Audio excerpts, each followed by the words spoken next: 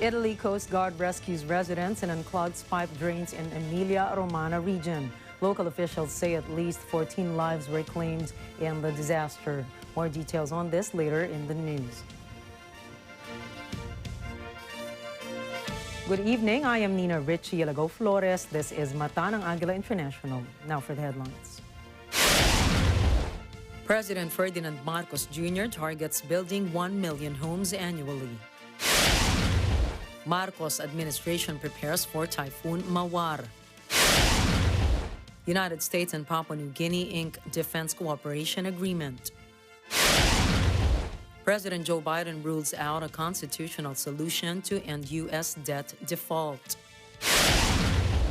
And paw parents and pets turn heads at the New York Pet Gala 2023.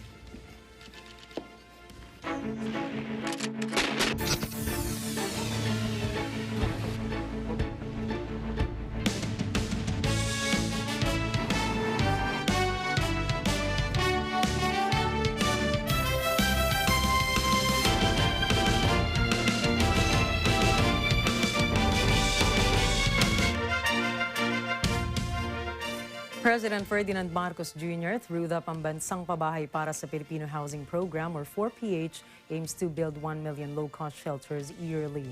Madeline Villar Moratillo for the details. Department of Human Settlement and Urban Development or DSUD Secretary Jose Rizalino Alcazar says the government will provide sufficient and decent homes for Filipinos under the dictum, walang Pilipinong walang bahay sa sariling bayan. According to the Secretary, the housing project dubbed as Pambansang Pabahay para sa Filipino Housing or 4PH will need 36 billion pesos for 1 million housing units. DSUD is tasked to produce 6 million units by 2028. Alcazar notes that a unit for beneficiaries measure 25 to 27 square meters and will pay only at least 4,000 pesos compared to rent to own with prices lying from 7 to 8,000 pesos. The secretary adds that the agency's current hurdle is the procurement law, which does not allow the immediate acquisition of properties for projects. Madeline Villar Moratillo reporting for Mata ng Agila International. Trusted, connected, on point. The Asian Development Bank will provide the Philippines with financial support for its socio-economic agenda. JD Mahinay has the reports. In a meeting at the Asian Development Bank or ADB headquarters in Mandaluyong City, Bank President Masatsugu Asakawa says they will grant $4 billion support to the country's socio-economic agenda and the Build Better More Infrastructure Development Program. The support includes the preparation of several transformative projects such as the Bataan-Cavite Interlink Bridge Project, the Davao Public Transport Modernization Project, and the Integrated Floor Resilience and Adaptation Project. Asakawa adds that the ADB increased its financing to the Philippines by fourfold, amounting to a total of $12.7 billion between 2018 and 2022. ADB stresses that the Regional Development Bank will support the country to address climate change as a core priority of its assistance. During the COVID-19 lockdown in early 2020, ADB distributed food packages procured to over 260,000 families under the Bayanihan Project in Metro Manila.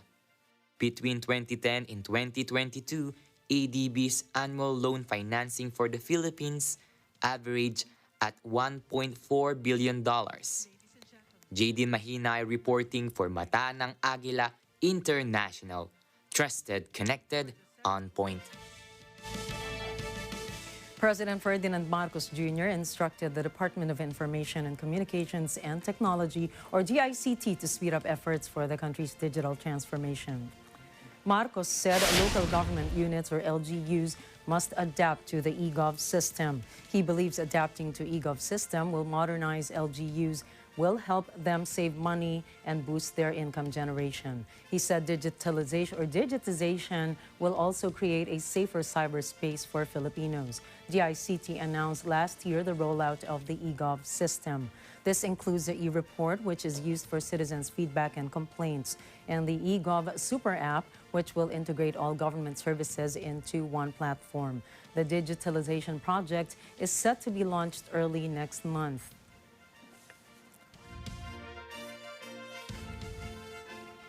The Philippine Coast Guard said there were no survivors after a Chinese fishing vessel capsized last week.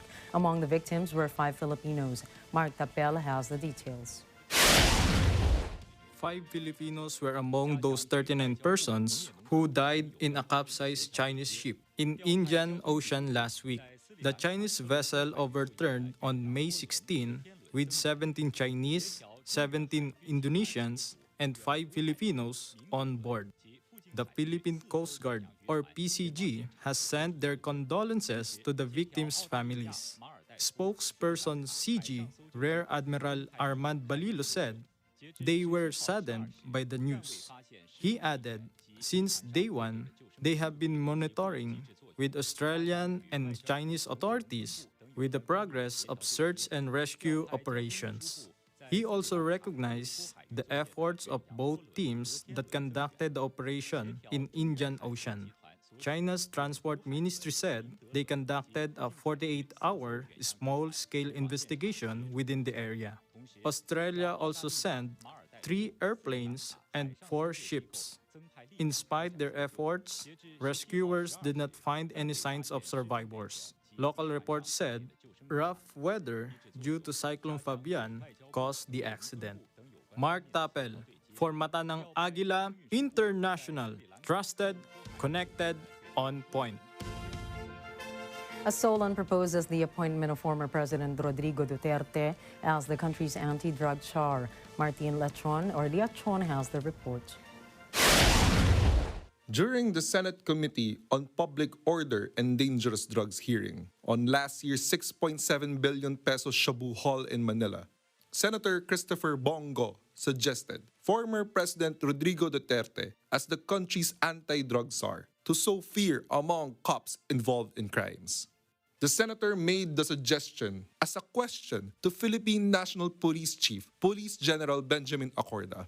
Acorda responded that he would support any action that will be of help in the government's campaign to combat illegal drugs. Senator Go notes that the efforts of the previous administration may be put to waste considering the alleged involvement of some police officers in the recycling of confiscated drugs. Meanwhile, panel chairman Senator Ronald Bato de la Rosa shares his disappointment regarding the involvement of police officers in drug syndicates. Martin Liachon reporting for Mata ng Agila International. Trusted, connected, on point. Pag-asa reports that Typhoon Mawar will strengthen the southwest monsoon in the country. According to the State Weather Bureau, the super typhoon is pouring rain outside the country, which contributes to the southeast monsoon strength. Pag-asa advises if the rain is stationary or sequential in the next days, this will mark the beginning of the incoming rainy season. Pag-asa forecasts that Typhoon Mawar will enter the Philippine area of responsibility on Friday or Saturday. The agency adds that the typhoon will not directly hit the country, and there are no indications that it will make landfall. Pag-asa adds that the 2 other weather systems are expected to spur rains across the country. The State Weather Bureau will watch the effect of the typhoon on the entire season. The Department of Agriculture, or DA, is preparing for the impact of Typhoon Mawar, or locally named Betty, in the northern part of Luzon. DA Deputy Spokesman Assistant Secretary Rex Estoperez says that the departments will coordinate with their field offices and local government units for a regular bulletin if the typhoon hits the country. According to Estoperez, DA is ready to help farmers and fishermen who will be affected by the calamity. Estoperez announces that farmers and fishermen must regularly monitor the advisories of the government agencies to avoid damages that the storm may cause. Meanwhile, the Department of Social Welfare and Development, or DSWD, has positioned food packs in areas expected to be hit by the typhoon. According to DSWD spokesperson Romel Lopez, about 98,000 family food packs will be disbursed in regions 1, 2, 3, and the Cordillera Administrative Region. Lopez adds that around 800,000 food packs were already pre-positioned in the country. The total costs amount to around 500 million pesos.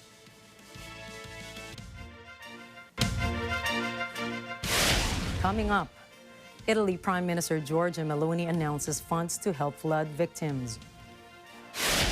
Australia offers Indian Prime Minister Narendra Modi a lavish welcome.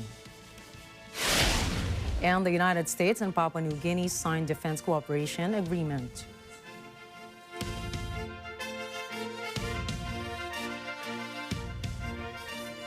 Stay tuned for more stories around the globe when we return.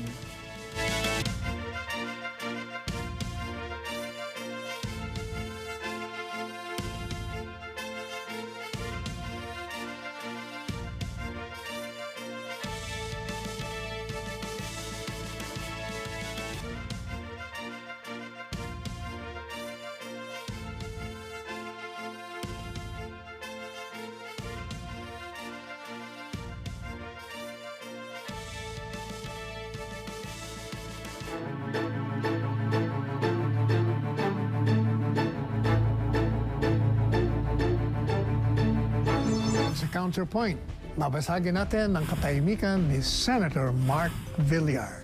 Marami pong mga levels of protection ang Maharlika Bill para at least makontrol at ma-monitor po yung paggamit ng Maharlika funds. Ngayong Miyerkules alas 10:30 ng gabi, dito lang sa Net 25. Napag-uusapan na talamak ang katiwalian o korupsyon. And one of them is this department of yours that you handled. How did you deal with that?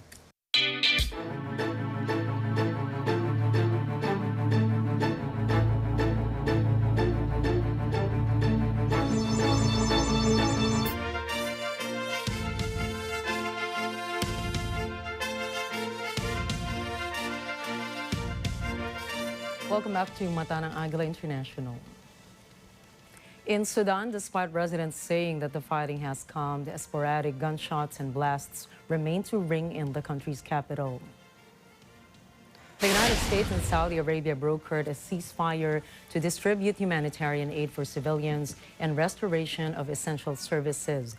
U.S. State Department spokesman Matthew Miller says that a monitoring committee set up the truce agreement. Meanwhile, Secretary of State Antony Blinken notes that violators of the agreement will be held accountable. Since April 15, the conflict claimed about 1,000 lives. In Ethiopia's Tigray region, thousands of people displaced by the conflict stage protests. They demand to be returned home. The protesters call for the withdrawal of invading forces. Kimi Oria has the details.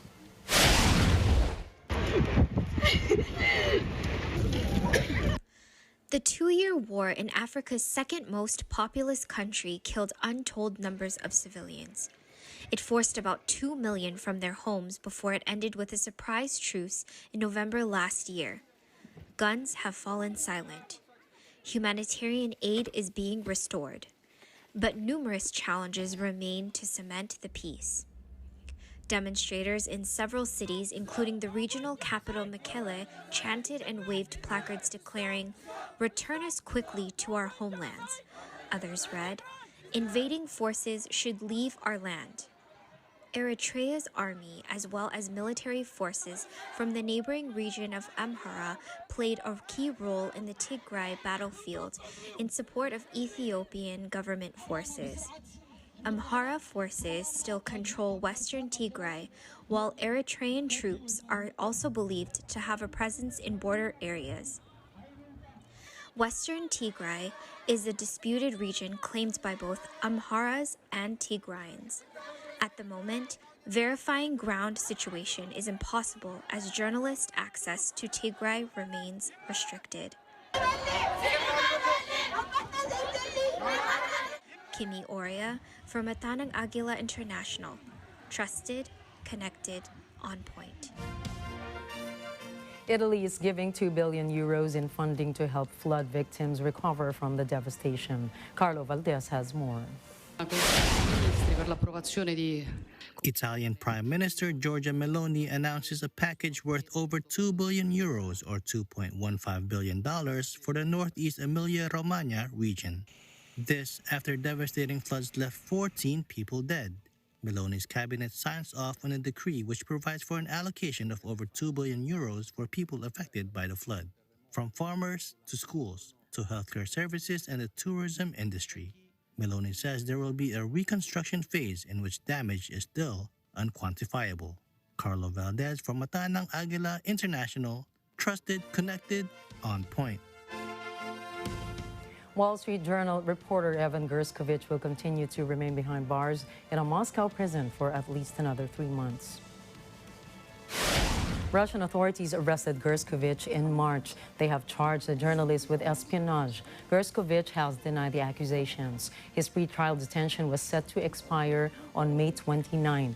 However, in the latest development, Russian media says the court granted the investigators' request to extend the reporter's detention until August 30. State Department spokesman Matthew Miller says multiple requests for access by the United States to Gerskovich have been denied. Miller expresses America's support to U.S. nationals being detained in Russia. And we continue to call for his immediate release as well as for the immediate release of Paul Whelan.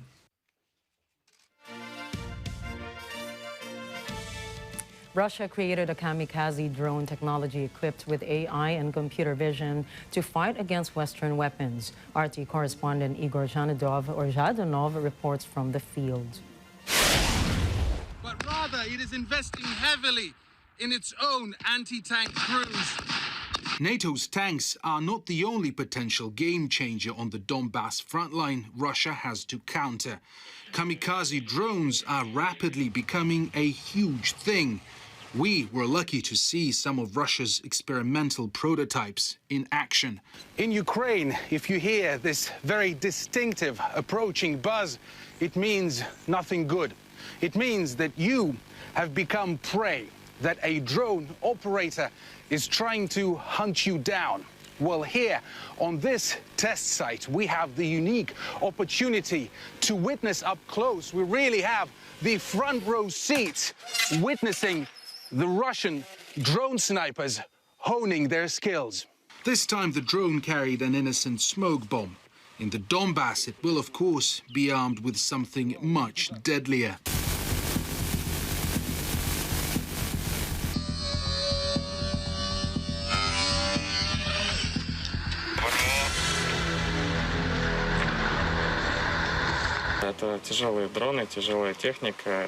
In fact, since last year, there are developments that have no comparison in the world. There are heavy drones, heavy equipment, and unique engines with high energy conversion efficiency for drones, and other equipment, electric, hybrid, and even hydroelectric developments that have already been tested.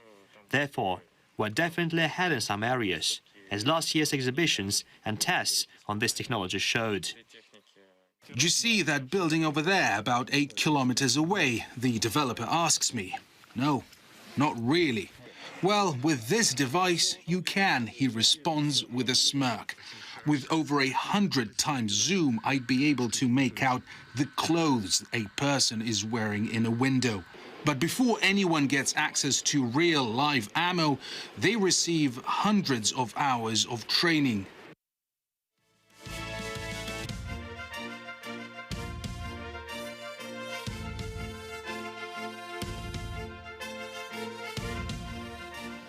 Indian Prime Minister Narendra Modi received quite a lavish welcome on his arrival to Australia. Australian Prime Minister Anthony Albanese gave his Indian counterpart a rock star reception in Sydney, fresh from their G7 summit invite. Albanese officially met with Modi for a bilateral meeting, signing documents committing to new migration agreements and green hydrogen production partnerships. The mobility, energy, and migration agreements would promote the cultural exchange between the two countries. Albanese also hopes that this could prevent migrant smuggling across borders. This deal emphasizes the importance of the Australia-India partnership for the stability of the global south. Modi and Albanese are set to reunite at the G20 summit in India later this year. आज भारत और Australia के बीच strategic partnership निरंतर गहरी हो रही है। हाल में ही हमने इकोनॉमिक कोऑपरेशन और ट्रेड एग्रीमेंट ECTA एकता साइन किया है। अनुमान है इससे दोनों के बीच ट्रेड अगले 5 वर्ष में 2 गुने से अधिक हो जाएगा। अब हम कॉम्प्रिहेंसिव इकोनॉमिक कोऑपरेशन एग्रीमेंट पर काम कर रहे हैं।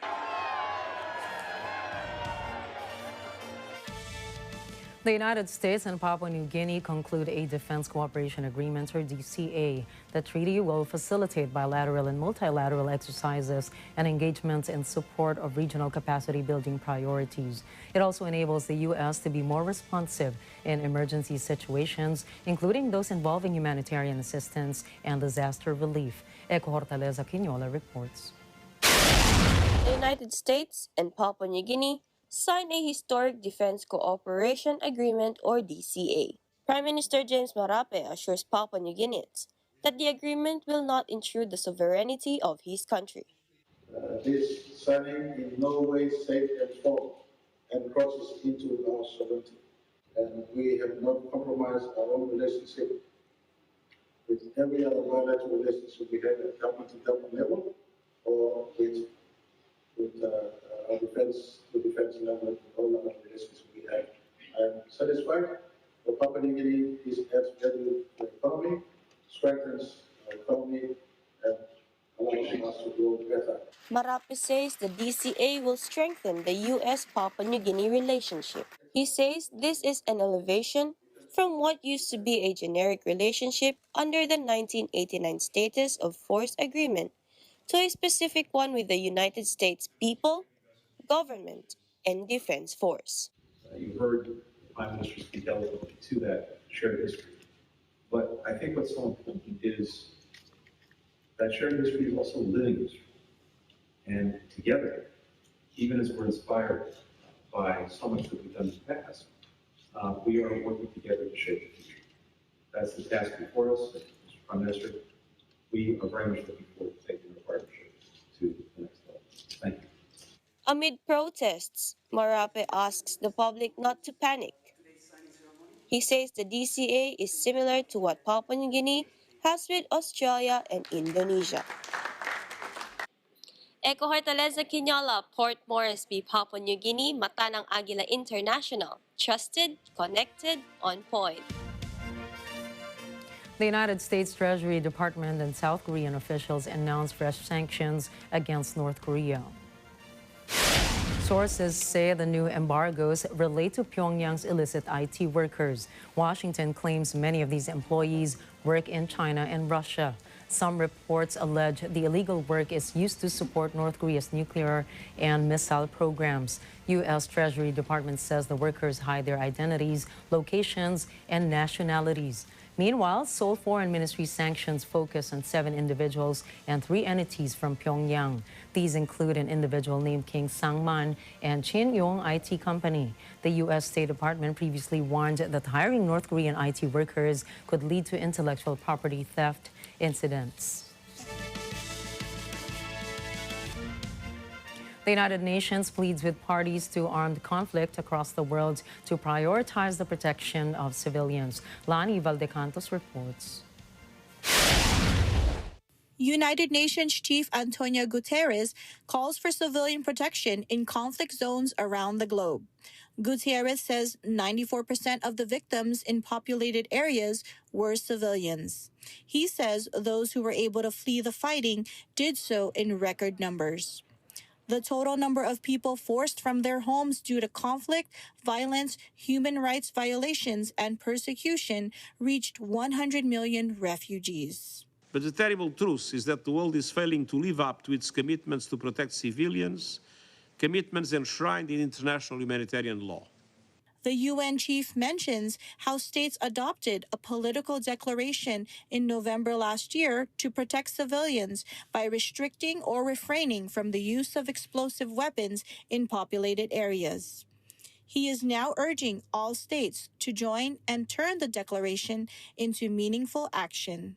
Gutierrez also pleads to exclude humanitarian and medical activities from counterterrorism and sanction measures. Lonnie Valdecantos for Mata ng Agila International.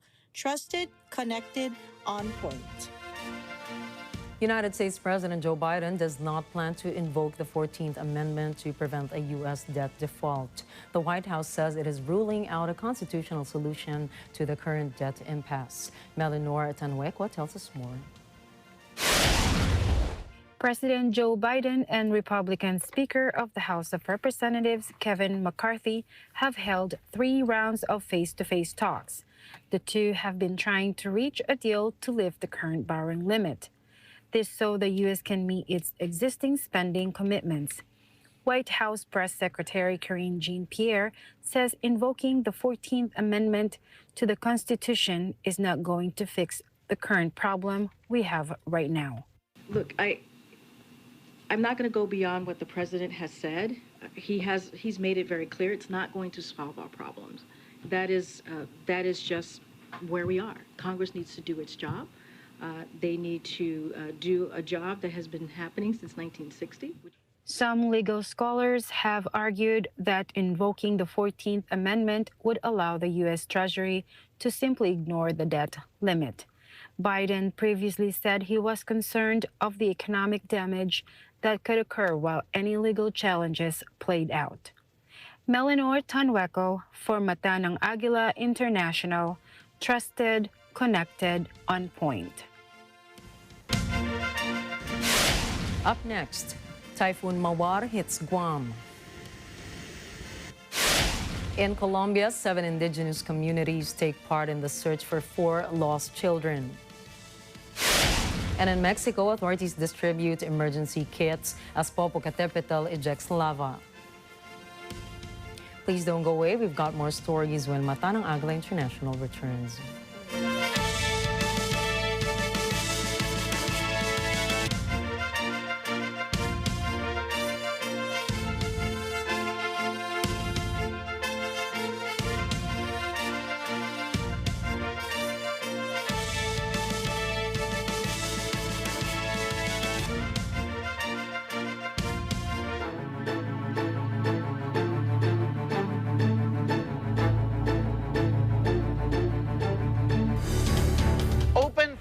Business is traversing Electric Avenue as we discuss the potential of electric vehicles or EVs in the country.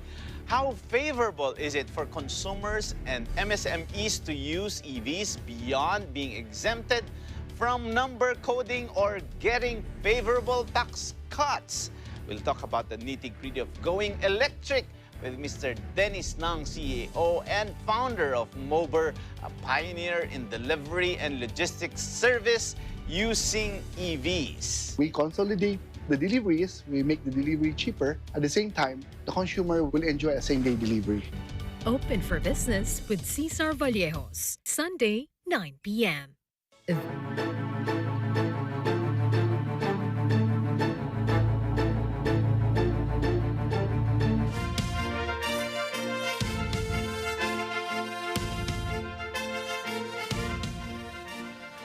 Typhoon Mawar hits Guam with a maximum sustained winds of 140 miles per hour or 225 kilometers per hour. Forecasters say that the typhoon reaches Category 4 on the Saffir-Simpson scale. Local authorities issue evacuation orders and open temporary shelters to the residents residing in coastal areas. United States President Joe Biden declares a state of emergency on the island. As of 1:31 p.m. Wednesday local time, the storm was 45 miles or 72.4 kilometers southeast of the island. The National Weather Services, or NWS office in Guam, warns of the triple threats of torrential rains, catastrophic wind, and life-threatening storm surge. NWS adds that forecasts predict Guam will receive rainfall of 10 to 15 inches, with some areas experiencing 20 inches or more. Meanwhile, authorities cancel about 60 flights scheduled between Tuesday and Thursday, departing and arriving from Guam. In Italy, after heavy rains caused serious flooding in the Emilia-Romagna region, Coast Guards deploy helicopter, boats, and divers to help in rescue operations and unclogging of pipe drains. Local officials report at least 14 lives were claimed in the disaster. Authorities say the 36 hours of intense rainfall led to dozens of rivers and tributaries to burst their banks. According to climate experts, floods are the result of extreme weather phenomena that are becoming more prevalent around the world.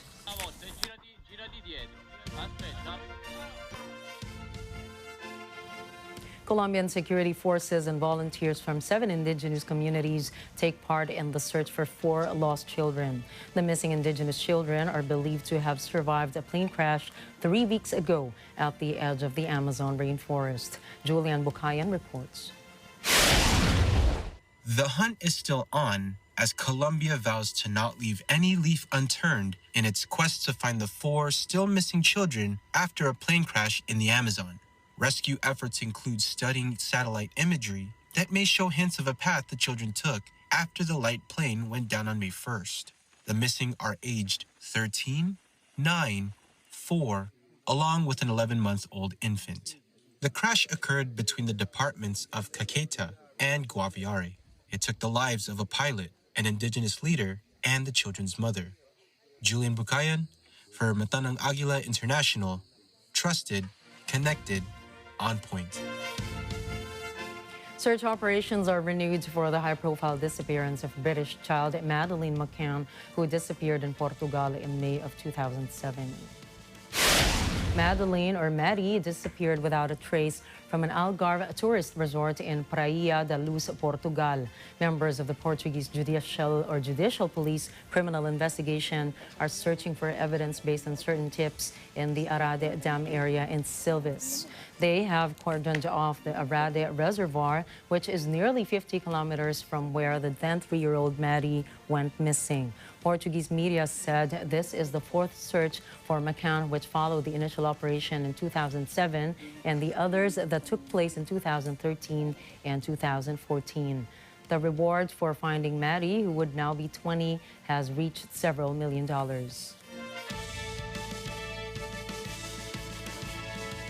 The fatal crash of 2 teenage boys out riding on e-bikes through the streets of Cardiff sparked riots in Wales. The boys, Kyrie Sullivan, aged 16, and Harvey Evans, aged 15, had set off on early Monday evening for a ride around the Ely area of Cardiff.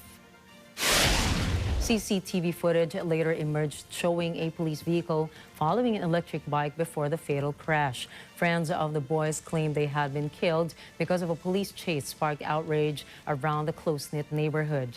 Tension built throughout the evening as the police force denied any wrongdoing but called for backup. The night ended in an outburst of extraordinary violence, with rioters setting fire to vehicles and breaking up police lines.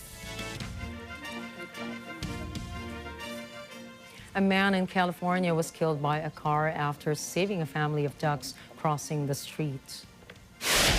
The fatal collision occurred at the intersection of Park Drive and Stanford Ranch Boulevard in Rocklin, California.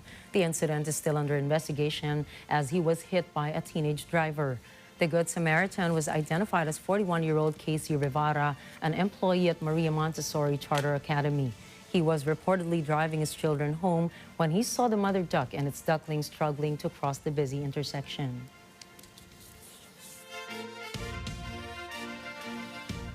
A former New York City professor menacingly chased a New York reporter and photographer. The incident happened when veteran scribe Reuven Fenton and a photographer had just left Shelyn Rodriguez's apartment building. She held a machete to the reporter's neck after he knocked on her door to ask about her viral video. Rodriguez followed the journalists out into the street with machete in hand. She starts chasing the photographer down the sidewalk after he snaps a picture of her. Hours after the terrifying incident, the Manhattan school confirmed that Rodriguez was fired from Hunter College. Lawyers of former United States President Donald Trump are seeking a meeting with Attorney General Merrick Garland. The proposed meeting is related to a special counsel's probe of Trump. Trump's lawyers said in a letter that they want to discuss an ongoing injustice in his case. Trump's legal team argued that the former president was being treated unfairly. They argued that this was not the case with President Joe Biden and his family. Legal experts say it is not uncommon for defense lawyers to seek meetings with senior Justice Department officials over potential indictments of their clients. It is unusual, however, for such meetings to include the Attorney General. The U.S. Justice Department is investigating whether Trump illegally retained classified documents in his home or in his Mar-a-Lago home in Florida. Prince Harry lost a legal bid to regain special police protection in the United Kingdom, even at his own expense. London's High Court also ruled Harry could not seek further judicial review over the case. Harry and his wife Meghan, the Duke and Duchess of Sussex, gave up their roles as senior working members of the royal family in 2020. After stepping back, the Executive Committee for the Protection of Royalty and Public Figures decided the Duke and Duchess of Sussex were no longer qualified for special police protection in the UK. Lawyers for the government and police said it would be wrong to allow Harry, a fifth in line to the throne, to pay for the protection. Allowing Harry to have police protection in UK would mean wealthy individuals may buy specially trained officers as private bodyguards.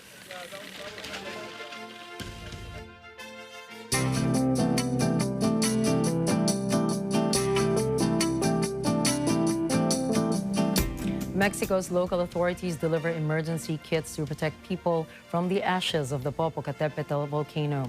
Millions of people in Mexico have been warned to prepare for a possible evacuation after increased activity from the country's most dangerous active volcano.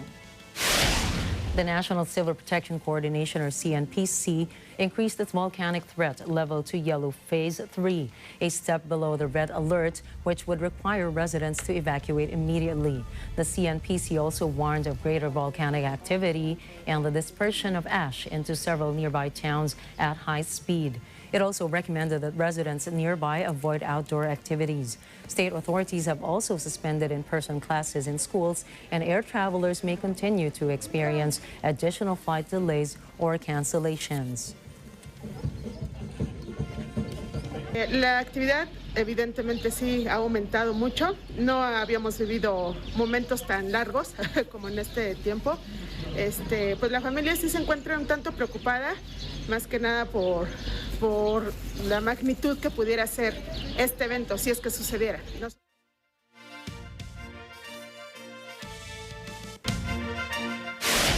Coming right up, Netflix expounds crackdown on password sharing. OpenAI urges regulation to prevent dangers imposed by AI. And The Flash releases its final trailer. Catch the latest in business, sports, and entertainment when Mata ng Agila International returns.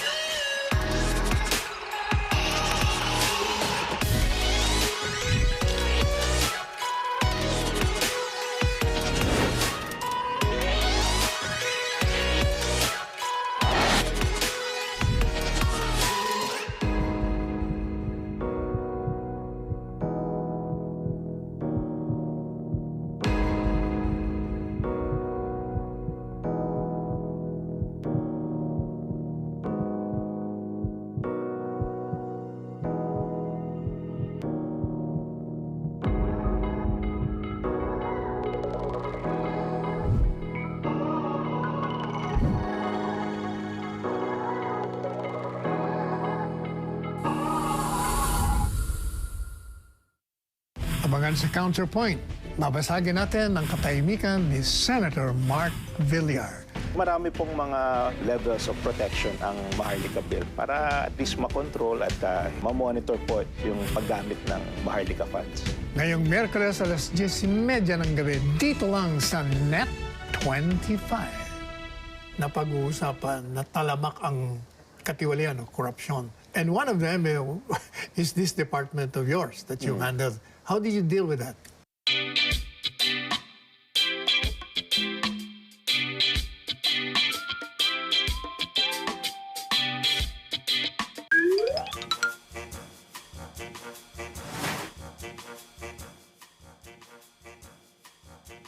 Ano sa palagay mo ang pinakapaboritong palaman ng mga bata? Ayan ang tanong ko talaga. Ha? Hindi, may nag-research kami. Bigyan kita ng clue. Nasa kanta nila yan. Nasa song ng mga bata. O ano, sirit na? Sirit. O, sabay tayo. 1, 2, 3. Go! Oh no! You're only sa Net 25.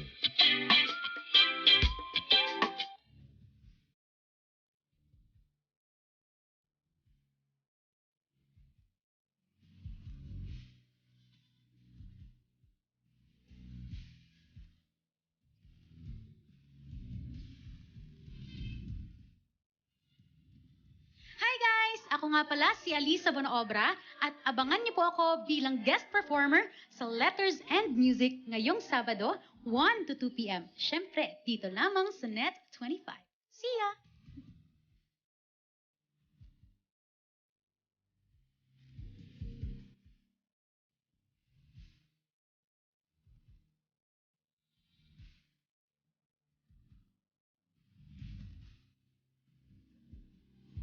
Magandang araw, magandang araw.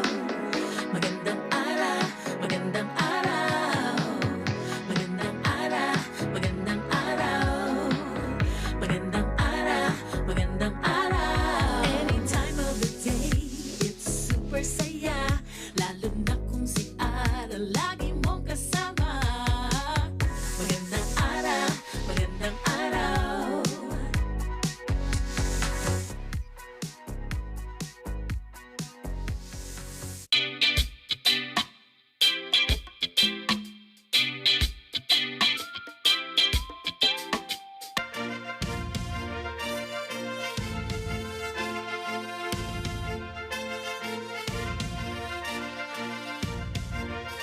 Welcome back to Mata ng Agila International.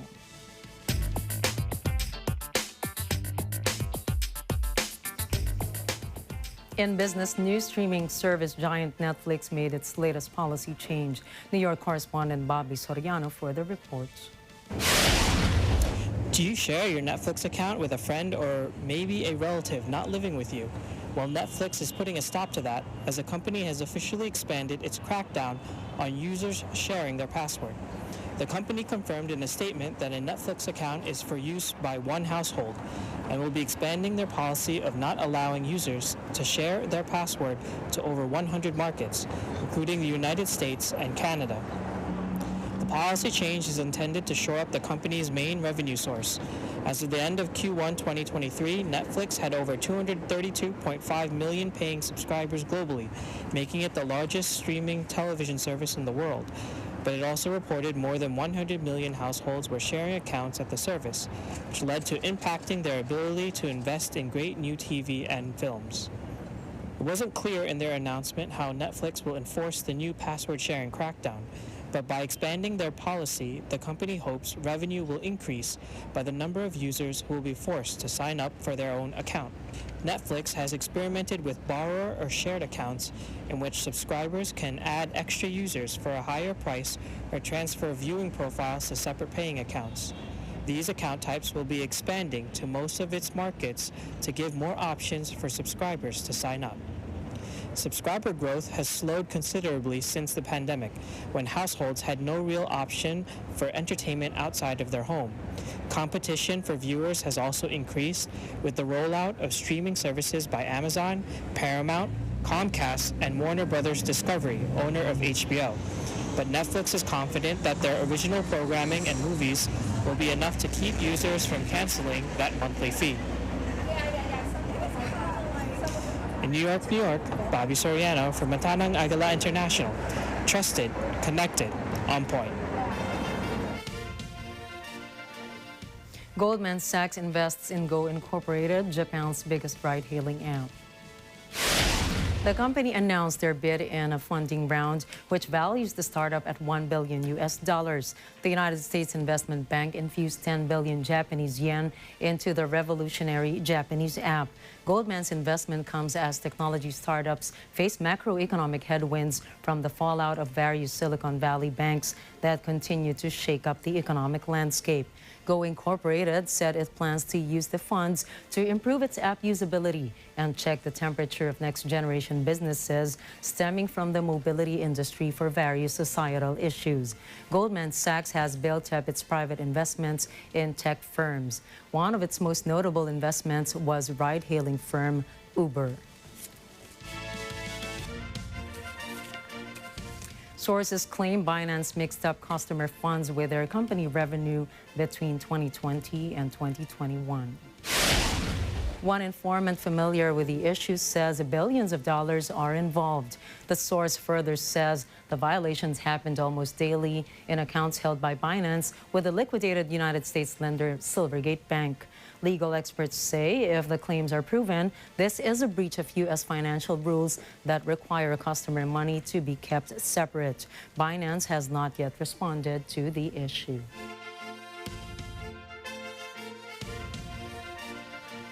Some United States lawmakers advised their Commerce Department to put trade curbs on China's Changxin memory technologies.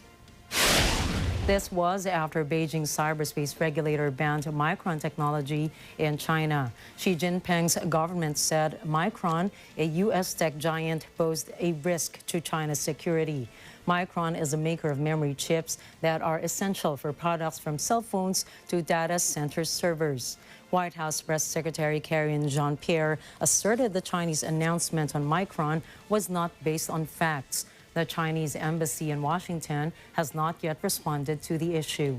But a Micron spokesperson said they want to have a dialogue with China.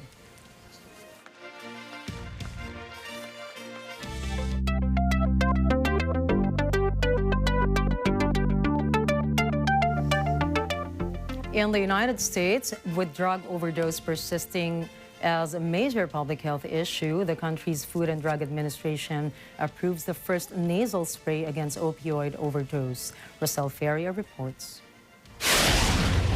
OPV, the first nalmefene hydrochloride nasal spray for the emergency treatment of known or suspected opioid overdose in adults and pediatric patients 12 years and older, gets the green light from the Food and Drug Administration. This is the first FDA approval of nalmefene hydrochloride nasal spray for healthcare and community use. The FDA says if administered quickly, the nasal spray can reverse the effects of opioid overdose. The reversal includes respiratory depression, sedation, and low blood pressure. The health agency's commissioner says the availability of this opioid receptor antagonist places a new prescription opioid reversal option in the hands of communities, harm reduction groups, and emergency responders. In the U.S., more than 103,000 reported fatal overdoses occurred in the 12-month period ending in November 2022. These are primarily driven by synthetic opioids like illicit fentanyl. In Washington, D.C., Rosel Feria for Matanang Agila International, trusted, connected, on point. Microsoft is launching a new AI-powered moderation service dubbed Azure AI Content Safety. The new product offers a range of AI models trained to detect inappropriate content across images and texts. Azure AI Content Safety is similar to other AI-powered toxicity detection services like Perspective and Jigsaw. According to Microsoft, the company has been working to solve the harmful content appearing on online communities for 2 years. Microsoft notes that Azure AI Content Safety is the result of the safety system that is powering Microsoft's chatbot and Bing Copilot and GitHub's AI-powered code generating service. The team of OpenAI, the makers of ChatGPT, has called for the regulation of artificial intelligence, or AI, particularly the superintelligent AIs.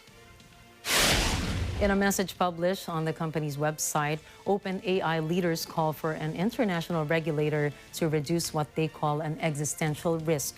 According to them, this is to protect humanity from accidentally creating something that may destroy it.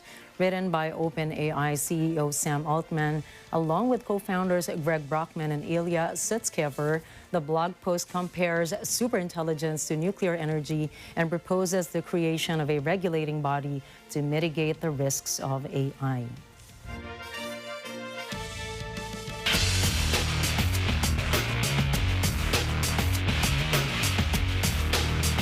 In the 2023 NBA playoffs, the Boston Celtics rally past the Miami Heat and to prevent series sweep.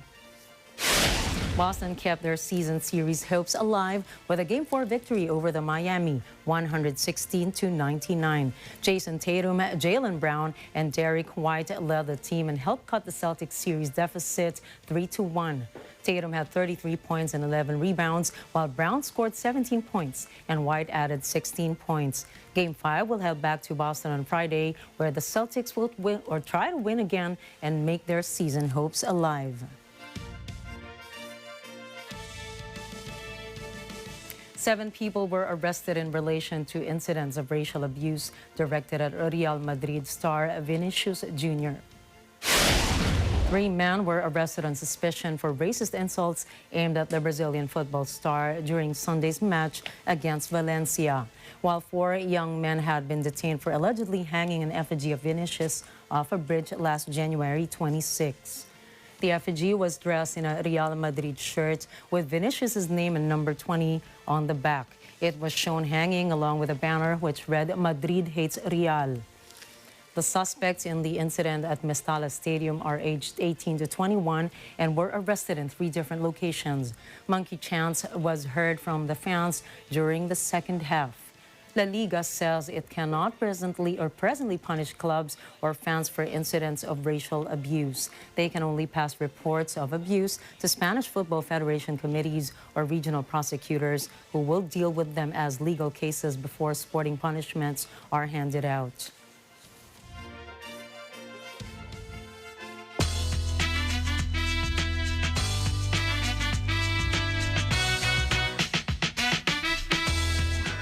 Stars flood the runway for Wes Anderson's Asteroid City, which just premiered at Cannes.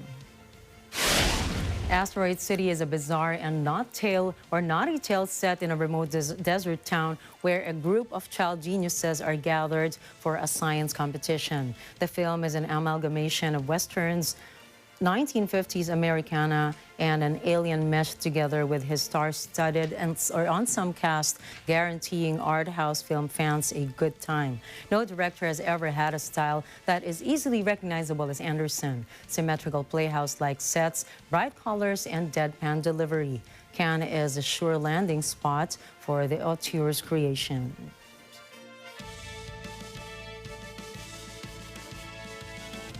Warner Brothers released the final trailer of The Flash.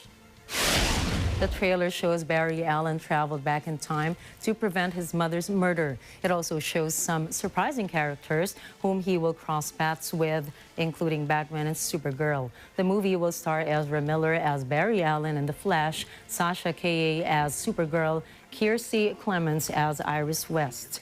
It also features some notable actors such as Ben Affleck, Michael Keaton, and Michael Shannon. Affleck and Keaton will both play as Bruce Wayne and Batman, while Shannon will play the villain General Zod. Directed by Andy Muschietti, The Flash will be in theaters on June 16.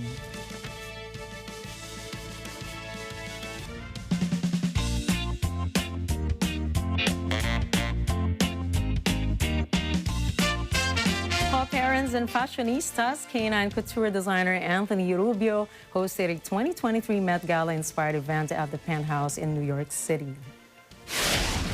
Dog and cat models included pets from shelters, rescue groups, and social media influencers.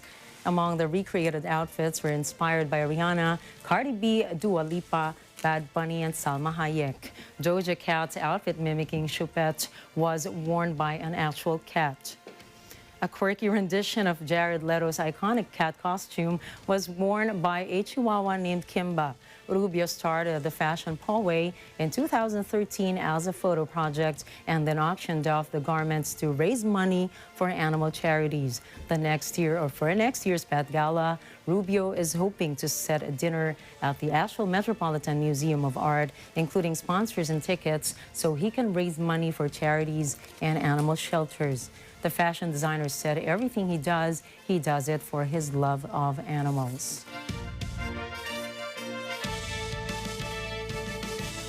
And to help you get over the midweek, here's a quote from the first ever person to climb the Everest, Sir Edmund Percival Hillary, KGONZNBE, mountaineer, explorer, and philanthropist.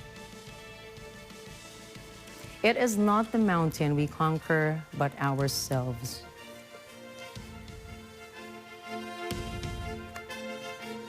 And whatever you do, don't let that be in competition with other people. Instead, it's to make yourself better with every try and with every experience. And that's a wrap for tonight's news. Catch the latest updates on our social media channels. I am Nina Richierago Flores. Stay tuned for tonight's episode of Counterpoint with Attorney Salvador Panelo and Senator Mark Villar.